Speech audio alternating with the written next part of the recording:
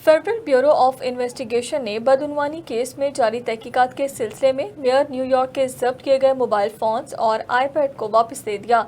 Eric Adams का कहना है कि मेरे पास छुपाने के लिए कुछ नहीं है। वफाकी तहकीकाती इदारे ने इलेक्शन मुहिम के दौरान गैर मुल्की फंड रेजिंग के हवाले से जारी तहकीकात के सिलसिले में मेयर न्यूयॉर्क एरिक एडम्स के जब्त किए गए 2 मोबाइल फोन्स और एक आईपैड को वापस दे दिया। एडम्स कैंपेन अटॉर्नी का कहना है कि मेयर वफाकी हुकाम के साथ मुकम्मल ताउन कर रहे हैं। FBI की जानिब से मेयर से रब्ता किया गया, जिसके बाद एरिक एडम्स ने फौरी तौर पर वफाकी तहकीकाती इदारे की दरख्वास्त की तामील करते हुए इलेक्ट्रॉनिक डिवाइसेस फराहम की।